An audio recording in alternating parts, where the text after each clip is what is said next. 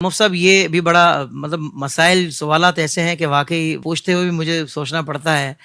اچھا سوال یہ ہے کہ محرم الحرام میں نکاح کرنے کا شرعی حکم کیا ہے؟ اگر کسی کے لیے بیرون ملک آنے جانے کا مسئلہ ہو تو کیا مجبوری میں وہ نکاح کر سکتا ہے؟ دیکھیں یہاں پر بھی دو چیزیں ہیں. ٹھیک ہے. ایک شرعی حکم جواز عدم جواز اور ایک ہے اس کے علاوہ احتیاط. ٹھیک ہے. شرعی حکم کے اعتبار سے دیکھا جائے نا تو کسی بھی وقت کے اندر بطور خاص شریعت نے نکاح کرنے سے منع نہیں فرمایا. صحیح. الا یہ کہ عورت اگر عدت میں ہے یا کسی اور کے نکاح میں ہے تو اس سے نکاح نہیں ہو سکتا. باقی کوئی وقت ایسا خاص نہیں بیان کیا کہ ہم جو ہے وہ اس کے اندر نکاح نہیں کر سکتے. تو لہٰذا نکاح اگر کوئی کرے گا وہ نکاح منعقد بھی ہو جائے گا اور اس کو ہم گناہ گار بھی نہیں کہہ سکتے. یہ تو ہو گیا شرعی حکم. اور ایک ہے احتیاط.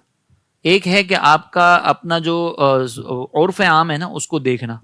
اگر عرف عام کے اعتبار سے دیکھا جائے نا تو اگر مثال کے طور پر کسی کے والد صاحب کی فوتگی ہو جائے تو وہ خاص اس دن کے تعین کر کے اس دنوں کا تعین کر کے نکاح کی ڈیٹ نہیں رکھے گا جبکہ اس کو پتا ہو یہ والد صاحب کی برسی اس لیے میں نکاح کر رہا ہوں. کیونکہ ہمارے یہاں پر والد صاحب کی برسی ایک تھوڑا سا دل غمگین ہوتا ہے اور نکاح کا معاملہ جو ہے وہ خوشی کا معاملہ ہے. تو بطور خاص کوئی اس طرح سے کرتا نہیں ہے. بلکہ کوئی ڈیٹ متعین ہو اور کوئی ایسا سانحہ ہو جائے تو بندہ وہ تاریخ بھی آگے بڑھا دیتا ہے, تاریخ بھی ڈیلے کر دیتا ہے. ایسا ہی. اس صورت میں اگر کوئی اس احتیاط کی وجہ سے محرم میں نکاح کو پسند نہیں کرتا, کہتے ہیں یار اگر سے ٹھیک ہے شریعت نے اجازت دی ہے لیکن میں نہیں کرنا چاہتا, تو یہ بہت اچھی بات ہے.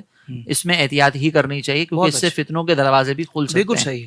لیکن اب رہی بات مجبوری کی کہ مجبوری ہے, فلائٹ ہے, آنے جانے کے معاملات ہیں, یا کوئی ایسا ملک ہے کہ جہاں پر آپ نے نکاح کے لیے کوئی اپوائنٹمنٹ وغیرہ لینے پڑتے ہوں کیونکہ کورٹ وغیرہ کے اندر رجسٹریشن ہوتی ہے تو اس کی اپوائنٹمنٹ ہوتی ہیں باقاعدہ.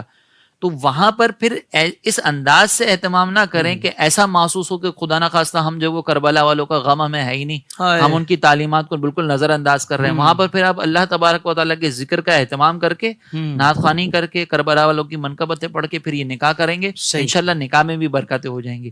لیکن یہ اس وقت کیا جائے جب واقعی کوئی مجبوری ہو. اگر مجبوری نہیں ہے اور پھر آپ کریں گے تو پھر وہی ہے کہ فتنوں کا دروازہ کھلے گا. تو بہتر ہے کہ اس میں اجتناب کیا جائے. اور کچھ لوگ حضرت اعلان کے ساتھ کہ بھائی ہم تو 10 محرم کو ہی کریں گے یہ خوشی والا ایونٹ, اور اس کا بہت زیادہ اظہار کر کے کہ بھائی 10 محرم کو ہی ہم کریں گے, یہ تو بالکل ہی غیر مناسب ہے نا. دیکھیں مسئلہ یہ ہے کہ اگر ہر جائز کام جو ہے نا وہ کرنے والا نہیں ہوتا. ضروری نہیں کہ ہر جائز کام کیا جائے. جیسے مثال کے طور پر آپ دیکھیں کہ رینٹ جو ہے نا ناک کی یہ پاک ہے, لیکن کوئی بھی اس کو اپنے ہاتھ میں لے کر ملنا پسند نہیں کرتا. بھائی پاک ہے, لے کے پسند کر لو. آپ کو اس کا جواز ہی بیان کرنا ہے تو پھر اس انداز سے جواز بیان کریں.